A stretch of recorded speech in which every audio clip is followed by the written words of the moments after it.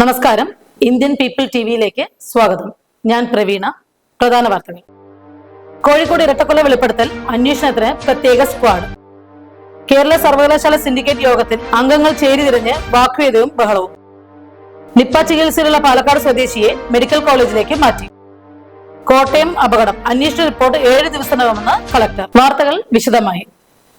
കോഴിക്കോട് ഇരട്ടക്കൊല വെളിപ്പെടുത്തൽ അന്വേഷണത്തിന് പ്രത്യേക സ്ക്വാഡ്. തെങ്ങുകയറ്റ തൊഴിലാളിയുടെ കൊലപാതക വെളിപ്പെടുത്തലിൽ അന്വേഷണത്തിന് പ്രത്യേക സംഘത്തെ നിയോഗിച്ചു. 7-അംഗ ക്രൈം സ്ക്വാഡിനെയാണ് കോഴിക്കോട് സിറ്റി പോലീസ് കമ്മീഷണർ ചുമതലപ്പെടുത്തിയത്. 36 വർഷം മുമ്പ് കൊലപാതകങ്ങൾ നടത്തിയതായാണ് മലപ്പുറം വേങ്ങര സ്വദേശി മുഹമ്മദ് അലി പോലീസ് സ്റ്റേഷനിൽ നേരിട്ടെത്തി വെളിപ്പെടുത്തിയിരുന്നത്. ഇതിൽ തിരുവമ്പാടി പോലീസ് സ്റ്റേഷൻ പരിധിയിലെ വെള്ളയിൽ ഇയാൾ പറഞ്ഞ ലക്ഷണങ്ങൾ വെച്ച് കൊലപാതകം നടന്ന സ്ഥലവും രീതിയും സ്ഥിരീകരിച്ചിട്ടുണ്ട്. പക്ഷേ കൊലപ്പെട്ടതാരെന്നത് ദുരൂഹമായി തുടരുകയാണ്. ഇത് കണ്ടെത്താൻ കണ്ണൂരിലെ ഇരിട്ടിയിലേക്കും പാലക്കാട്ടേക്കും അന്വേഷണം വ്യാപിപ്പിക്കാനും മുഹമ്മദ് അലിയെ കസ്റ്റഡിയിലെടുത്ത് ചോദ്യം ചെയ്യാനുമാണ് നീക്കം. രണ്ടാമത്തെ കൊലപാതകത്തെക്കുറിച്ച് സൂചനകളൊന്നും ലഭിക്കാത്തത് പോലീസിനെ കുഴയ്ക്കുന്നുണ്ട്. കേരള സർവകലാശാല സിൻഡിക്കേറ്റ് യോഗത്തിൽ അംഗങ്ങൾ ചേരിതിരിഞ്ഞ് വാഗ്വാദവും ബഹളവും. കേരള സർവകലാശാല സിൻഡിക്കേറ്റ് യോഗത്തിൽ നാടകീയ രംഗങ്ങൾ. രജിസ്ട്രാർക്കെതിരെ VC. ഡോക്ടർ മോഹന കുന്നുമ്മൽ സ്വീകരിച്ച സസ്പെൻഷനെ കുറിച്ച് ചർച്ച ചെയ്യണമെന്ന് ഇടതുപക്ഷ അംഗങ്ങൾ ആവശ്യപ്പെട്ടെങ്കിലും VCയുടെ ചുമതല വഹിക്കുന്ന ഡോക്ടർ സിസ തോമസ് വഴങ്ങിയില്ല.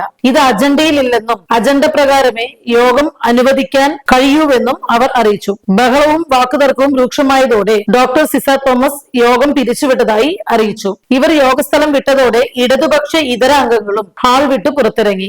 ശേഷം ഇടതുപക്ഷ അംഗങ്ങൾ യോഗം തുടർന്നു. സർവകലാശാല നിയമം 6-ാം ചാപ്റ്റർ പ്രകാരം മുതിർന്ന അംഗം പ്രൊഫസർ രാധാമണിയുടെ അധ്യക്ഷതയിൽ തുടർന്ന യോഗം രജിസ്ട്രാർ ഡോക്ടർ അനിൽകുമാറിന്റെ സസ്പെൻഷൻ റദ്ദാക്കിയതായി പ്രഖ്യാപിച്ചു. അതേസമയം രജിസ്ട്രാറുടെ സസ്പെൻഷൻ തുടരുമെന്നും കോടതിയാണ് ഇക്കാര്യത്തിൽ അന്തിമ തീരുമാനമെടുക്കേണ്ടതെന്നും VC ഡോക്ടർ സിസ തോമസ് അറിയിച്ചു. നിപ്പ ചികിത്സയിലുള്ള പാലക്കാട് സ്വദേശിയെ മെഡിക്കൽ കോളേജിലേക്ക് മാറ്റി. നിപ്പ രോഗലക്ഷണങ്ങൾ ബാധിച്ച് ചികിത്സയിലുള്ള പാലക്കാട് സ്വദേശിനിയെ കോഴിക്കോട് മെഡിക്കൽ കോളേജിലേക്ക് മാറ്റി. പെരിന്തൽമണ്ണയിലെ സ്വകാര്യ ആശുപത്രിയിൽ നിന്നാണ് ഇവരെ മാറ്റിയത്. ഇവരുടെ 12 വയസ്സുള്ള മകനെ പനി ബാധിച്ച് മണ്ണാർക്കാട്ടെ ആശുപത്രിയിലും സമ്പർക്ക പട്ടികയിലുള്ള 10 വയസ്സുകാരിയെ നേരിയ പനി ബാധിച്ച് മഞ്ചേരി മെഡിക്കൽ കോളേജിലും പ്രവേശിപ്പിച്ചു. ഇതിനിടെ സംസ്ഥാനത്തെ നിപ്പ രോഗബാധിതരുടെ സമ്പർക്ക പട്ടികയിൽ വർധന. മലപ്പുറത്ത് 228-ഉം പാലക്കാട് 110-ഉം കോഴിക്കോട് 87-ഉം പേരാണ് നിലവിൽ പട്ടികയിലുള്ളത്. മലപ്പുറം ജില്ലയിലെ മങ്കരപ്പറമ്പ്, മങ്കട, കൂട്ടിലങ്ങാടി പഞ്ചായത്തുകളിലായുള്ള 20 വാർഡുകളിൽ ആരോഗ്യ വകുപ്പ് പനി സർവേ നടത്തി. കേരളത്തിൽ 2 പേർക്ക് നിപ്പ രോഗലക്ഷണങ്ങൾ റിപ്പോർട്ട് ചെയ്യുകയും അതിലൊരാൾ മരണപ്പെടുകയും ചെയ്ത സാഹചര്യത്തിൽ കേന്ദ്ര സംഘം സംസ്ഥാനത്തെത്തുന്നത് പരിഗണനയിലെന്ന് സൂചന.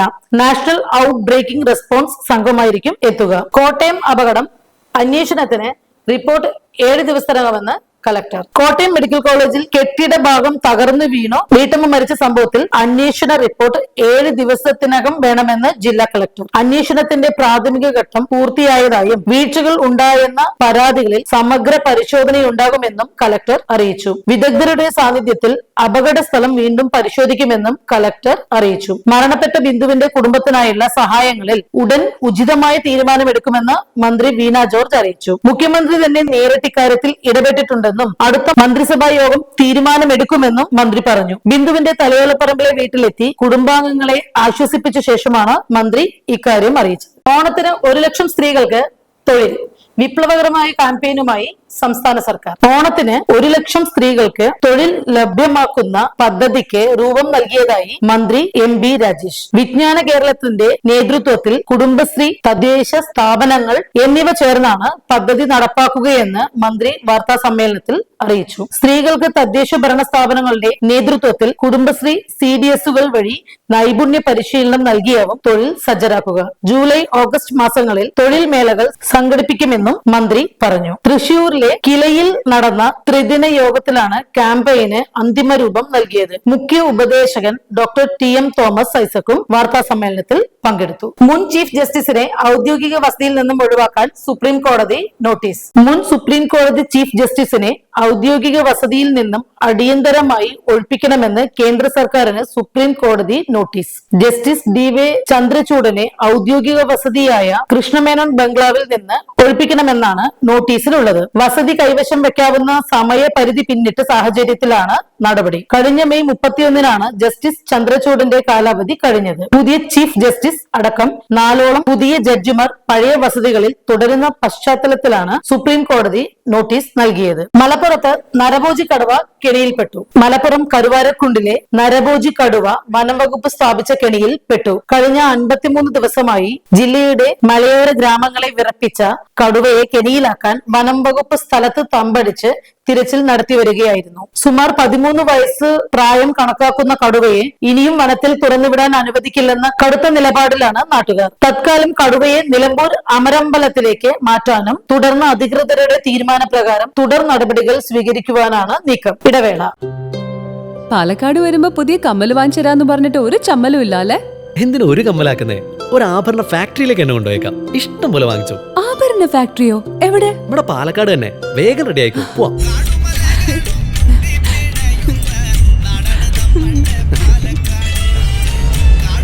ഒരുപാട് ട്രഡീഷൻസ് ഉള്ള നാടാ പാലക്കാട്. ട്രഡീഷണൽ കളക്ഷൻസ് എനിക്ക് ഭയങ്കര ഇഷ്ടാ. എന്താ തിളക്കല്ലേ? പാലക്കാടിന്റെ കാര്യം പറഞ്ഞ പാലക്കാമലയുടെ കാര്യമല്ല. പാലക്കാമല മതി. എന്താ സ്റ്റൈല്? ആ അമ്മേ, ഞങ്ങള് പാലക്കാട്ടെ ആഭരണ ഫാക്ടറി കാണാൻ പോവാ. അതമ്മേ, നമ്മുടെ സ്റ്റേഡിയം ബസ് സ്റ്റാൻഡിൽ നിന്ന് സുൽത്താൻപേട്ടിലേക്ക് പോകുമ്പോ ഒരു 50 മീറ്റർ കഴിയുമ്പോ റൈറ്റ് സൈഡിൽ കാണാം.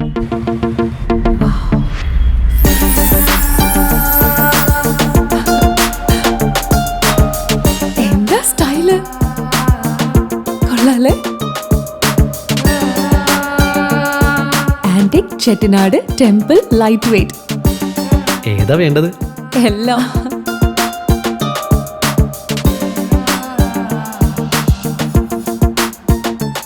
ആഭരണ ഫാക്ടറി സൂപ്പർ അല്ലേ? Trinity super. കേരളത്തിലെ ഏറ്റവും വലിയ ഹോൾസെയിൽ ജ്വല്ലറിയായ ട്രിനിറ്റി ഗോൾഡിന്റെ പാലക്കാട് ഷോറൂമിൽ നിന്ന് 100% 916 HUID സ്വർണ്ണാഭരണങ്ങൾ ഇനി നിങ്ങൾക്കും തൃശൂരിലെ അതേ ഫാക്ടറി വിലയിൽ സ്വന്തമാക്കാം. Trinity gold, near stadium bus stand, Palakkad. വാർത്തകൾ തുടരുന്നു. കണ്ണൂരിൽ തോക്കും വടിവാളും പിടികൂടി, യുവാവ് അറസ്റ്റിൽ. കണ്ണൂർ മുണ്ടേരിയിൽ തോക്കും വടിവാളും പിടിച്ചെടുത്തു, യുവാവ് അറസ്റ്റിൽ. ചാപ്പ നിലപ്പനക്കുന്നിൽ 22-കാരനായ ഗൗരീഷിനെയാണ് ചക്കരക്കൽ പോലീസ് അറസ്റ്റ് ചെയ്തത്. ഇയാളുടെ വീട്ടിൽ നിന്ന് വടിവാൾ, തോക്ക് എന്നിവയ്ക്ക് പുറമെ 3.5 ഗ്രാം കഞ്ചാവും പിടികൂടി. രഹസ്യ വിവരത്തിന്റെ അടിസ്ഥാനത്തിൽ ചക്കരക്ക് CI MP ഷാജിയുടെ നേതൃത്വത്തിലാണ് പരിശോധനയും അറസ്റ്റും നടന്നത്. ഗിരീഷിനെ കോടതിയിൽ ഹാജരാക്കി റിമാൻഡ് ചെയ്തു. കാട്ടുപന്നിയുടെ ആക്രമണം, വയനാട് 3 പേർക്ക് പരിക്ക്. വയനാട് സുൽത്താൻ ബത്തേരി ഓടപ്പള്ളത്ത് കാട്ടുപന്നിയുടെ ആക്രമണത്തിൽ 3 പേർക്ക് പരിക്കേറ്റു. ഇന്ന് രാവിലെയാണ് സംഭവം. ഓടപ്പള്ളം പുതുവീട് ഉന്നതിയിലെ സുരേഷ്, സുകുമാരൻ, ഓലിക്കൽ ധനൂപ് എന്നിവർക്കാണ് പരിക്കേറ്റത്. ഇവരെ സുൽത്താൻ ബത്തേരി താലൂക്ക് ആശുപത്രിയിൽ പ്രവേശിപ്പിച്ചു. വാഷിംഗ് മെഷീനിൽ കുടുങ്ങിയ കുട്ടിയെ രക്ഷിച്ചു. വാഷിംഗ് മെഷീന്റെ ഉള്ളിൽ കയറി കുടുങ്ങിയ 4 വയസ്സുകാരനെ രക്ഷപ്പെടുത്തി. കോഴിക്കോട് ഒളിവണ്ണയിലാണ് സംഭവം ഉണ്ടായത്. വാഷിംഗ് മെഷീന്റെ അകത്തെ ഡ്രമ്മിനുള്ളിലായാണ് കളിക്കുന്നതിനിടെ കുട്ടി കുടുങ്ങിയത്. മീൻചന്തയിൽ നിന്നെത്തിയ അഗ്നിശമന സേന 1 മണിക്കൂറോളം നടത്തിയ ശ്രമങ്ങൾക്കൊടുവിൽ ഡ്രം മുറിച്ച് ഊരിയെടുത്താണ് കുട്ടിയെ രക്ഷിച്ചത്. കേരളത്തിലെ പ്രഥമ ത്വക്ക് ബാങ്ക് 15-ന് പ്രവർത്തനം ആരംഭിക്കും. കേരളത്തിൽ ആദ്യമായി സജ്ജമായ ത്വക്ക് ബാങ്ക് തിരുവനന്തപുരം മെഡിക്കൽ കോളേജിൽ ആരംഭിക്കുമെന്ന് മന്ത്രി വീണ ജോർജ്. ലോക പ്ലാസ്റ്റിക് സർജറി ദിനമായ 15-ന് ത്വക്ക് ബാങ്ക് ഉദ്ഘാടനം ചെയ്യും. കോട്ടയം മെഡിക്കൽ കോളേജിലും ത്വക്ക് ബാങ്ക് സ്ഥാപിക്കാനുള്ള നടപടികൾ പുരോഗമിക്കുന്നതായി മന്ത്രി അറിയിച്ചു. ഗുരുതരമായ പൊള്ളലേറ്റവർക്ക് ത്വക്ക് ബാങ്കിൽ നിന്ന് ചർമ്മം നൂതന സാങ്കേതിക വിദ്യയുടെ സഹായത്തോടെ വെച്ചുപിടിപ്പിക്കുകയാണ് ചെയ്യുന്നതെന്നും മന്ത്രി വീണ ജോർജ് അറിയിച്ചു. KSRTC ബസ്സുകൾ കൂട്ടിയിടിച്ച് അപകടം, നിരവധി പേർക്ക് പരിക്ക്. KSRTC ബസ്സുകൾ കൂട്ടിയിടിച്ചു, നിരവധി പേർക്ക് പരിക്കേറ്റു. തിരുവനന്തപുരം നെയ്യാർ ഡാമിലാണ് അപകടം. കാട്ടാക്കടയിലേക്ക് പോകുകയായിരുന്ന ബസ്സിനെ വളവിൽ വെച്ച് എതിരെ വന്ന ഫാസ്റ്റ് പാസഞ്ചർ ഇടിക്കുകയായിരുന്നുവെന്നാണ് വിവരം. സ്റ്റിയറിംഗിനടിയിൽ കുടുങ്ങിയ ഒരു വണ്ടിയുടെ ഡ്രൈവറെ അഗ്നിശമന സേന എത്തിയാണ് പുറത്തെടുത്തത്. ഇന്ന് വിശുദ്ധ ദിനമായ മുഹറം. പ്രാർത്ഥനാപൂർവം വിശ്വാസി സമൂഹം. ഇന്ന് വിശുദ്ധ ദിനമായ മുഹറം. ലോകത്തെമ്പാടുമുള്ള ഇസ്ലാം മത വിശ്വാസികൾ ഉപവാസം അനുഷ്ഠിച്ചാണ് മുഹറം ആചരിക്കുന്നത്. മൂസ പ്രവാചകൻ ഫിറൌനിൽ നിന്ന് ജനങ്ങളെ രക്ഷപ്പെടുത്തിയ സ്മരണയിൽ സുന്നി വിഭാഗവും കർബല യുദ്ധത്തിൽ ഹുസൈൻ ബിൻ അലി രക്തസാക്ഷിത്വം വഹിച്ചതിന്റെ സ്മരണയിൽ ഷിയ വിഭാഗവും ഈ ദിനം ആചരിക്കുന്നു. പ്രധാന വാർത്തകൾ ഒരിക്കൽ കൂടി. കോഴിക്കോട് ഇരട്ടക്കൊല വെളിപ്പെടുത്തൽ അന്വേഷണത്തിന് പ്രത്യേക സ്ക്വാഡ്. കേരള സർവകലാശാല സിൻഡിക്കേറ്റ് യോഗത്തിൽ അംഗങ്ങൾ ചേരിതിരിഞ്ഞ് വാഗ്വേദവും ബഹളവും. നിപ്പ ചികിത്സയിലുള്ള പാലക്കാട് സ്വദേശിയെ മെഡിക്കൽ കോളേജിലേക്ക് മാറ്റി. കോട്ടയം അപകടം അന്വേഷണ റിപ്പോർട്ട് 7 ദിവസത്തിനകമെന്ന് കളക്ടർ. വാർത്തകൾ കഴിഞ്ഞു. നമസ്കാരം.